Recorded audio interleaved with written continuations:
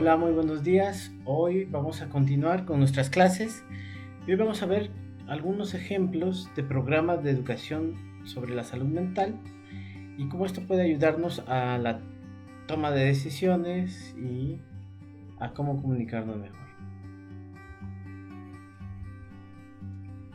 Basándome en varios artículos que desarrolla la Organización Mundial de la Salud, pues planteamos en esta clase la idea justamente de que para lograr hacer una educación para la salud, tenemos que tomar en cuenta las condiciones con las que contamos en las diferentes instituciones. Es decir, conocer el potencial del personal y cómo es que este potencial puede orientarse, como hemos visto en clases anteriores, a todas las etapas de la vida. Y que para lograr esta educación para la salud, pues tenemos que considerar partir de ciertos supuestos como son los cambios sociodemográficos. Por poner un ejemplo, todos sabemos que la pirámide poblacional en México pues tuvo un comportamiento que era en forma de pirámide un tiempo y que ahora se está volviendo cada vez más delgada y que inclusive está convirtiéndose ahora en una forma vertical. Es decir, que antes habían pocos adultos mayores, luego más gente con la mediana edad y luego menos jóvenes, digo más jóvenes y más niños. Ahora se está emparejando, o sea, es decir, las generaciones nuevas y las anteriores están más o menos iguales. Y les decía, inclusive va disminuyendo, es decir, que ahora nacen menos niños comparándolo con otros cohortes o con otras generaciones. ¿Y esto a qué se debe? ¿Y esto qué provoca? Pues eso es lo que hay que considerar para la educación para la salud. La educación para la salud que a nosotros nos interesa es la orientada a la salud mental. Y podemos ver que esto va provocando también formas de ser, estilos de comportamiento, lo que a una generación le parecía coherente, consistente, oportuno, a una nueva generación le parece que es inconsistente, fuera de lugar, y esto pues genera una, digamos, transición entre las generaciones que va dando como resultado diferencias también de comportamiento, de comunicación y también de expresión de las psicopatologías, trastornos mentales, dificultades. ¿Por qué? Porque, por poner un ejemplo comparado desde hace mucho tiempo, pues cuando comenzó Freud a describir los aspectos psicopatológicos de la salud mental, pues hablaba de la histeria. Hoy hay trastornos de conversión, que sería como la categoría donde entra eso, pero según nos contaba Freud, pues eso se daba mucho y muy frecuente. Era lo más habitual, por lo menos para el grupo de población que él atendía. Y hoy en día lo que predomina en el mundo es la depresión, la ansiedad y diría yo que la desesperanza, no saber qué hacer. Esos son los elementos que tenemos que tomar en consideración con respecto al trabajo en educación para la salud mental. También hay que ver qué patrones se tiene con respecto a la morbilidad y la mortalidad. ¿Qué es lo que causa más muertes asociados a los trastornos de salud mental? Los accidentes automotores, tanto la gente que conducía como a la gente que llega a un carro y tristemente y lamentablemente pues lo alcanza y provoca, aunque no haya estado bajo la influencia de ningún estado emocional, del uso de alguna droga, que no haya llevado alta velocidad, pues siempre el carro pues termina chocando con algo. Entonces pues esta mortalidad está asociada justamente a factores psicológicos, a factores emocionales. Aunque la estadística de salud y para los médicos no sea así, yo sí considero que esta parte es importante. También, ¿qué otra cosa causa pues la pérdida de años saludables? Los accidentes y los intentos de suicidio. También, ¿cuántos, digamos, capital humano perdemos? Como hemos visto en el capital social, considerando a todas las personas como las que contribuyen a este capital social y que pueden construir la sociedad que hoy tenemos, participando con su energía, con su trabajo, pues también el suicidio es uno de los temas. ¿Cuál es una enfermedad mental asociada a los patrones de mortalidad? pues la depresión es discapacitante, ya lo hemos visto en otras clases. Entonces, todas estas consideraciones son las que nosotros tenemos que tomar en cuenta para trabajar en un programa de educación para la salud. Es para tomar en cuenta en cómo lograr una asertividad. Si yo no conozco la comunicación que se da entre las generaciones y yo desde una generación, digamos, distinta, quiero llegar a los jóvenes, pues no voy a lograrlo si lo quiero hacer con las estrategias que a mí me enseñaron. Tengo que conocer a las personas que quiero llegar. Y eso implica pues el vínculo entre los diferentes actores y eso implica también los estilos de vida. Antes era, digamos, habitual que la gente llegaba a una edad, digamos, 20 años, 25 años, se salía de la casa, se ponía a trabajar, hacía una familia. Esos patrones y estilos de vida hoy no son los mismos. Y hoy hay gente que por diferentes razones, inclusive para poner un ejemplo socioeconómicas, pues se queda, aunque se case en la casa o ya no se están casando como antes, cada vez se va disminuyendo el número de personas que se casan en números concretos y en tasa comparada con la población. Y la pregunta es por qué está pasando y pues porque cambió el estilo de vida. Cada generación tiene una forma de comportarse. Entonces, pues todos estos elementos generan también, como hemos estado diciendo, pues una reacción, una psicocomportamiento, un comportamiento relacionado con esto. La Organización Mundial de la Salud plantea justamente en una convención para los derechos humanos de las personas con discapacidad, ¿cuál es el propósito de todos los programas y políticas en salud mental? ¿Cuáles son los objetivos? Y creo que lo hemos mencionado y lo vamos a ver en la clase siguiente también, que hablaremos de los derechos humanos, que hay que utilizar los recursos que se tienen. Y hay que buscar que cada vez estos servicios sean más eficientes con el propósito de que las personas con trastornos mentales se integren a la comunidad. Ya no hay que hacer una separación. Es más, la tendencia a nivel mundial y las políticas públicas están tratando de desaparecer los hospitales psiquiátricos y ver qué estrategias se pueden utilizar para atender a la gente que requiere esta atención. Y entonces, pues, el propósito de generar políticas, planes y programas, pues es la formación de recursos humanos especializados, llegar a la atención de la salud mental durante toda la vida, generar una legislación adecuada para los derechos humanos, lograr un financiamiento y pues también fomentar la salud mental. Les he dicho en clases anteriores cómo es que el factor predeterminante es prevención. Si tú previenes es más oportuno, es menos doloroso y tiene un menor impacto económico. Puedes hacer más con menos recursos. Entonces, pues los programas de promoción, como hemos dicho, parte del motivo y ahora que nos estamos aproximando a la parte final de esta clase, pues tiene que ver con que generemos algún programa, algún curso, algún recurso que pueda servir para la salud mental de la comunidad a la cual nosotros pertenecemos. ¿Cómo podemos entonces afrontar estos desafíos que plantea la educación en salud? Pues hay que plantear una intervención. ¿En dónde? En los problemas, en los estilos de vida y en las transiciones vitales. Entonces, si yo quiero promover una salud mental, pues ¿qué tengo que hacer? Pues desarrollar cursos de asertividad, de toma de decisiones, de elección de vida, carrera, trabajar en el tema de la autoestima, de la confianza. Uno puede enseñar también a la gente como hemos visto en otras clases, a desarrollar sus valores, los valores que cada uno tenga, pero también podemos estructurar talleres.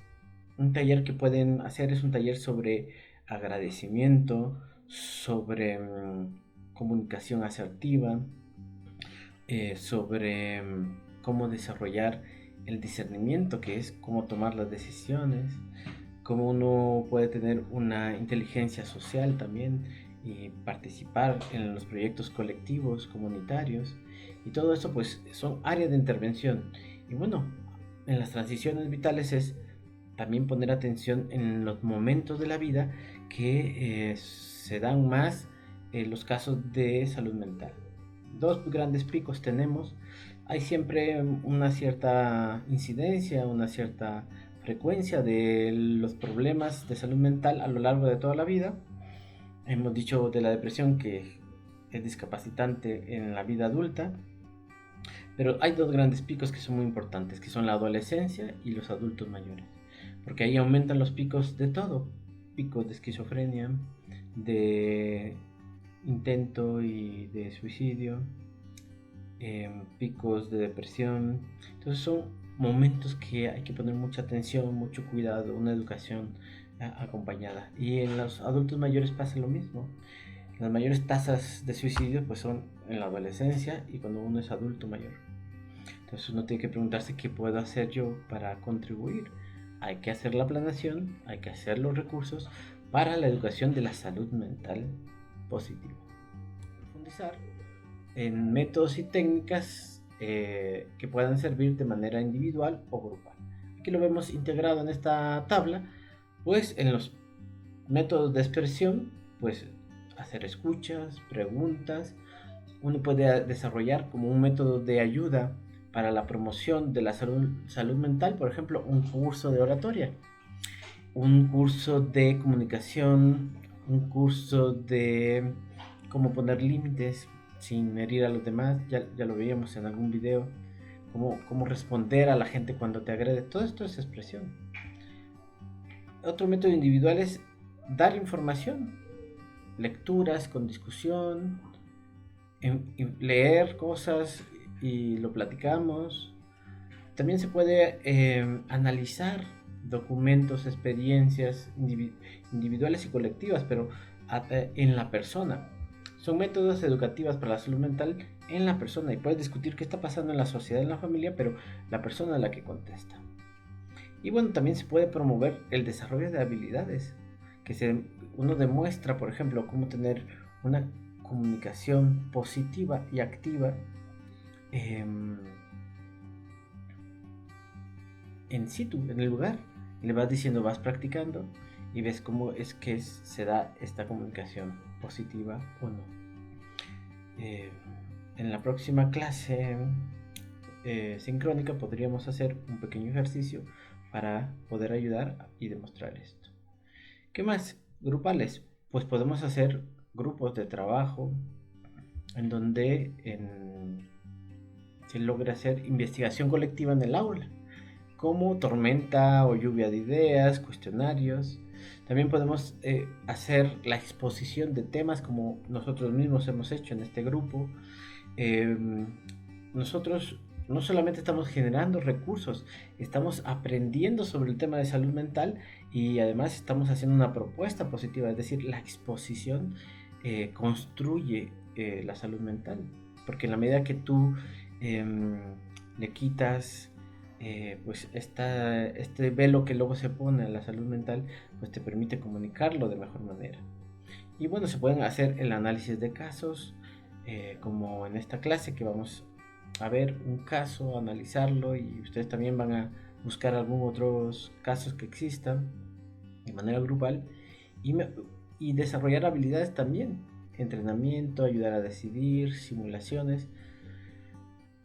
Por ejemplo, en la intervención psicológica, cuando tú te estás capacitando para ser un psicólogo clínico, algo que es habitual es que uno graba una clase o estás en una cámara de GSL, tus maestros te están observando la manera de comportarte y hay una serie de técnicas que tienes que ir cumpliendo, una serie de pasos, y pues te sirve para justamente saber cómo lo estás haciendo. Y primero lo haces simulando con una persona y luego con un paciente al cual le avisas que estás en entrenamiento y que si quiere participar, y obviamente pues tiene comúnmente beneficios económicos, ¿no? Para el paciente es económico. Entonces, volviendo al tema de los modelos preventivos, pues siempre necesitamos plantear un objetivo, hacer este modelo en base a la teoría, no solamente porque se nos ocurre, y Luego hacer un diagnóstico situacional, es decir, si tú vas a atender una secundaria, pues tienes que saber cómo está ese grupo al que vas a atender. Si tú vas a atender a una persona, pues también tienes que saber qué características. Entonces, ¿qué es lo que debe hacer el trabajo individual o colectivo? Pues se basa en la información, en el diagnóstico previo, en cuáles son las condiciones que se están dando. Y no solamente en lo que uno cree como terapeuta o como psicólogo educativo.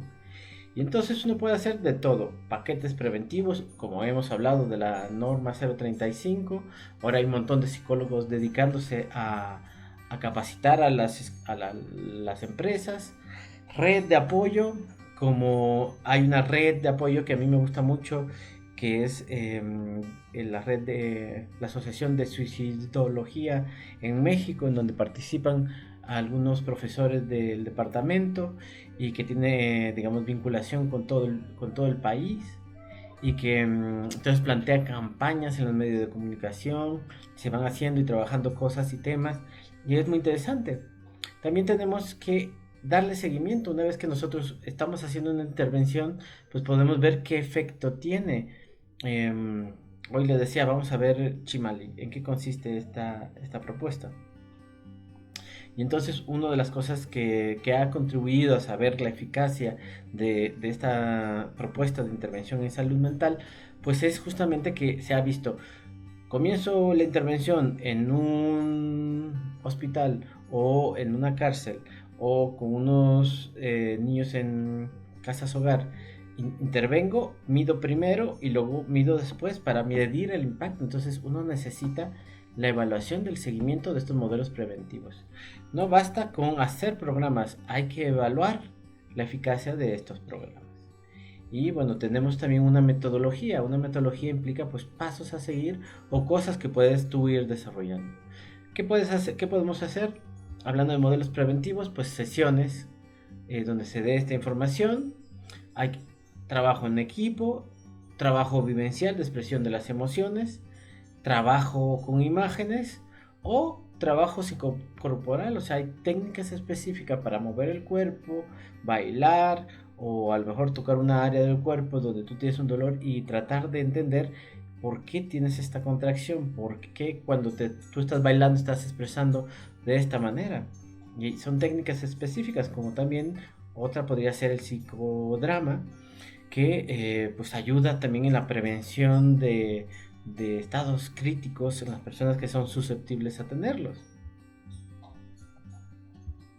Entonces, les decía yo que un ejemplo de estos programas preventivos lo podemos tener con Chimale. Como ustedes saben, bueno, hay una práctica, no sé si ustedes la tengan en este momento, pues es justamente Chimale significa escudo en náhuatl y se habla de que este modelo lo que busca es la prevención en el uso de alcohol, tabaco y otras drogas en el lugar de trabajo o en la escuela. Este modelo, este programa de modelo de prevención, digo, de Chimale es para los riesgos psicosociales, para menores y adolescentes. Y se puede hacer además un modelo de prevención para el uso de alcohol, nada más para el tétano. Entonces Chimale afronta o te acerca a la prevención de riesgos psicosociales.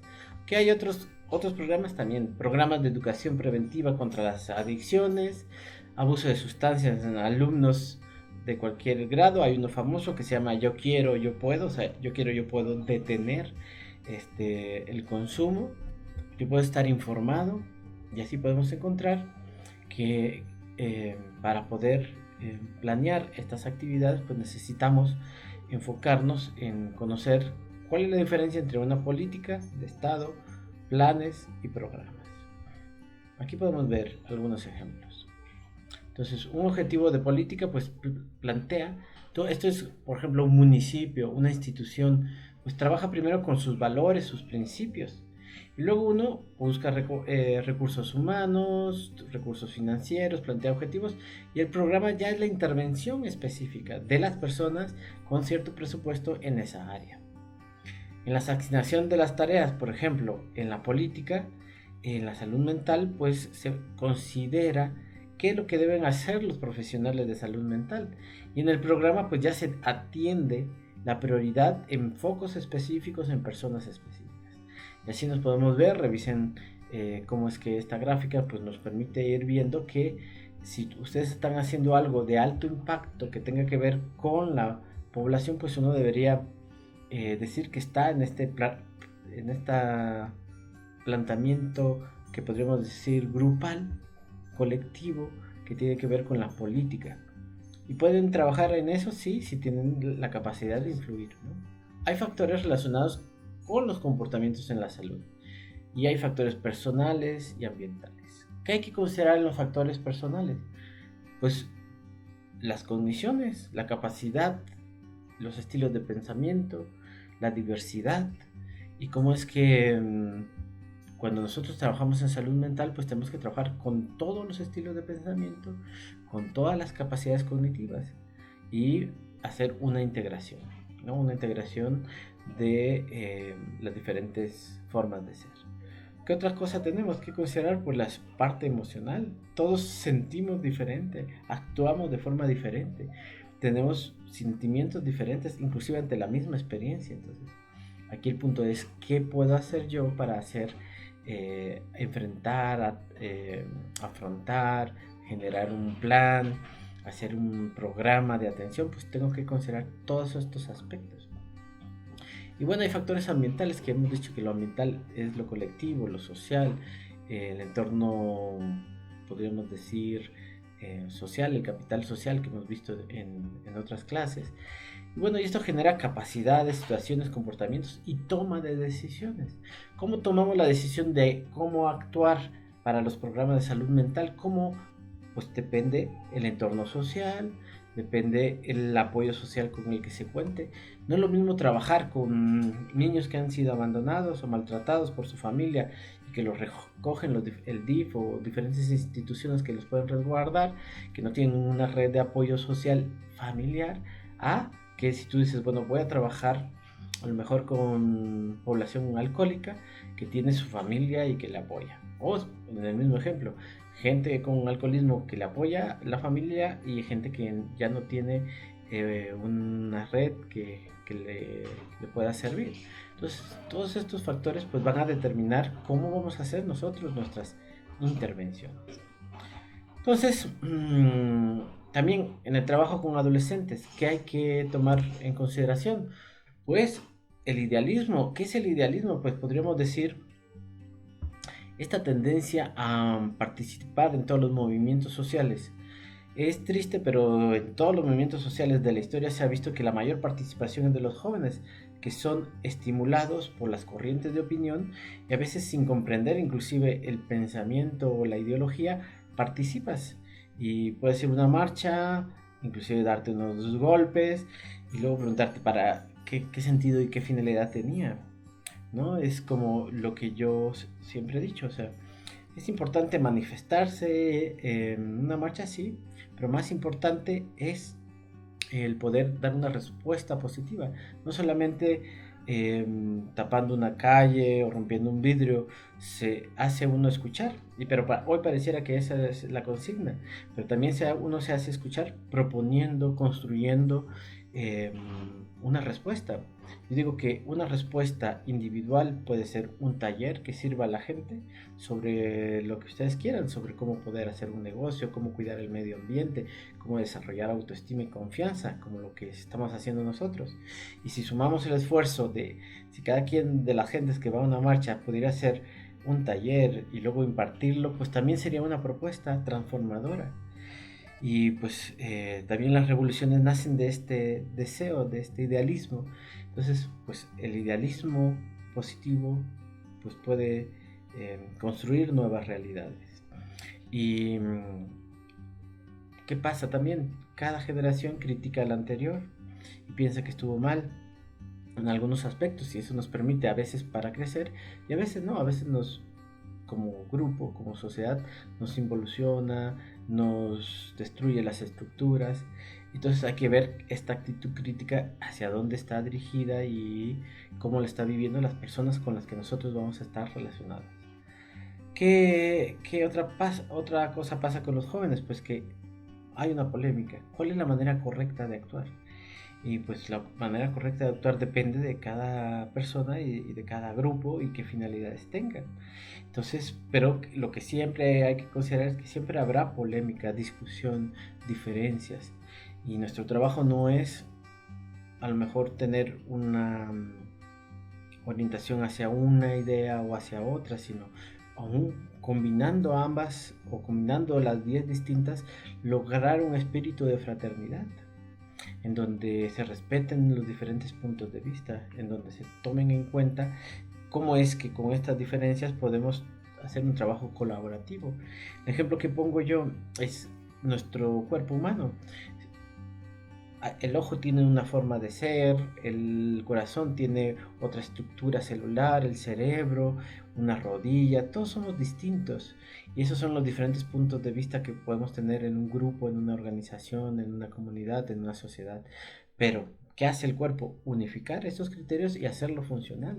Hoy puedo estar hablando al mismo tiempo que muevo la mano y estoy viendo, observando, pensando y todo interactúa para una finalidad que en este momento pues es grabar esta clase.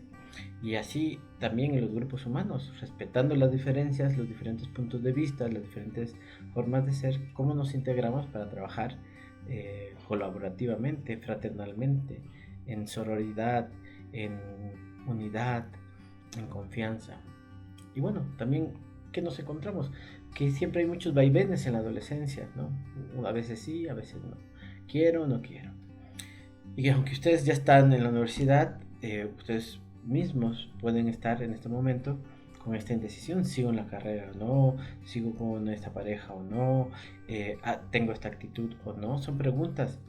Uno en un momento de la vida se define y dice esto es lo que quiero, pero para trabajar con adolescentes en el tema de salud mental, pues tiene que uno considerar la ambivalencia como un factor determinante o a trabajar a tomarlo.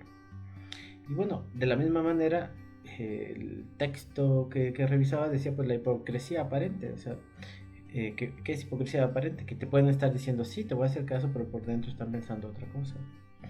O como pasa con el tema del embarazo adolescente, dejando de lado el tema de los abusos y analizando el por qué los jóvenes adolescentes que eligen libremente embarazarse, ¿por qué lo hacen?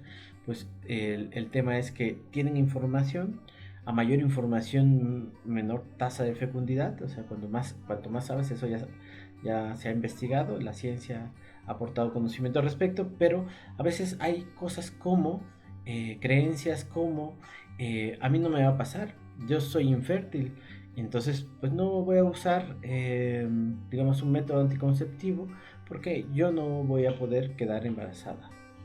Y así, otros prejuicios, como dicen, no, el uso de condón no se siente de la misma manera que si lo uso. Y esos son solamente pues ideas que se han ido inculcando y que se repiten. Entonces, ¿dónde está la teoría de esto de la hipocresía aparente? Porque tú le preguntas a alguien, hay un montón de gente que le ha preguntado, ¿y vas a usar métodos anticonceptivos? Sí, pero a la mera hora pues uno dice, ¿qué me importa? ¿No? Entonces, esto nos lleva al elemento de qué tan consciente soy o la autoconciencia que está puesta ahí. Y también considerar la singularidad. Todos somos distintos. No podemos hablar de la generalidad. No podemos decir todos los adolescentes son así. No, cada adolescente es como es. Y ahí podemos encontrar una respuesta individual. Hablando de asertividad, solo un pequeño ejercicio que nos va a servir. Tomé esta infografía que encontré en internet para retomar la idea de cómo podemos lograr una comunicación asertiva. Hay diferentes estilos de comunicación con jóvenes: asertiva, agresiva y pasiva. Asertiva es cuando yo puedo comunicar en un lenguaje sencillo, con palabras positivas, lo que quiero expresar.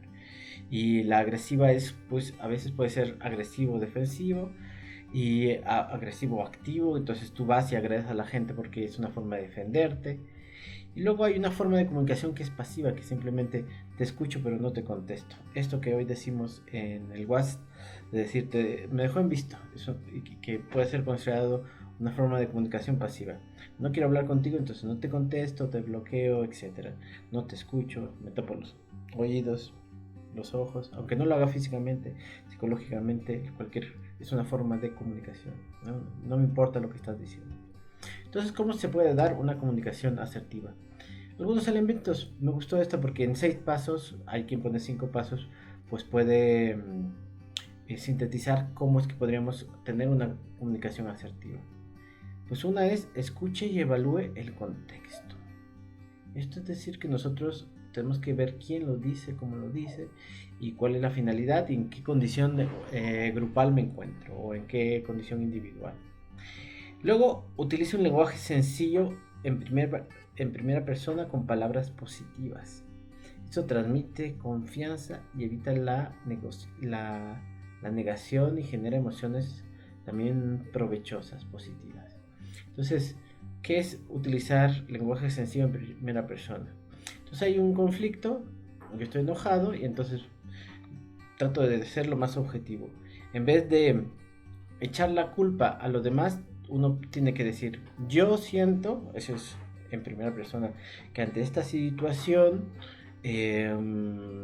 o yo creo que ante esta situación, ejemplo de un enojo, o sea, alguien no le avisó a un compañero que iba a llegar tarde. Entonces, ves la situación objetiva. ¿Cuál es la situación objetiva? Pues que llegó tarde. Y uno puede preguntarse, ¿tenía una intención? En primer lugar uno puede decir, cuando tú no me avisas que vas a llegar tarde, pues me siento enojado yo. Que no sería asertivo decirle, tú siempre haces lo mismo, no me quieres, y sin haber escuchado a la otra persona. La otra persona puede decirte, pues me quedé sin carga, se me apagó el celular, o el camión, no pasa mucho aquí en León, pero en estados como Jalisco, en Estado de México, en Ciudad de México, pues a veces el tránsito de carros hace imposible llegar a la hora establecida. Entonces, pues dices, me agarró el tránsito, o cuando pasa un accidente y entonces estuve atento al accidente, no se me apagó el celular, pero estaba yo enfocado en eso y ya no te pude avisar y pues llegué en este tiempo tarde.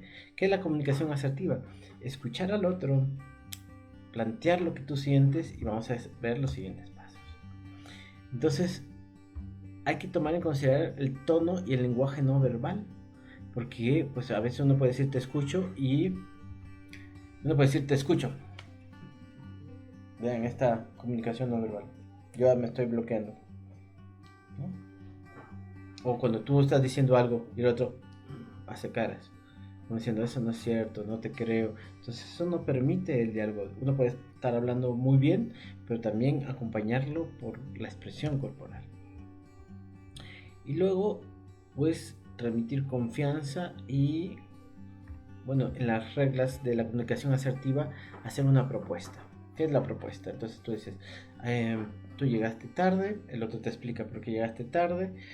Tú puedes decirle, entonces, a mí me parece que me gustaría que en cualquier momento que llegues tarde me avises si es que vas a llegar tarde para poderte esperar y no estar enojado, ¿no?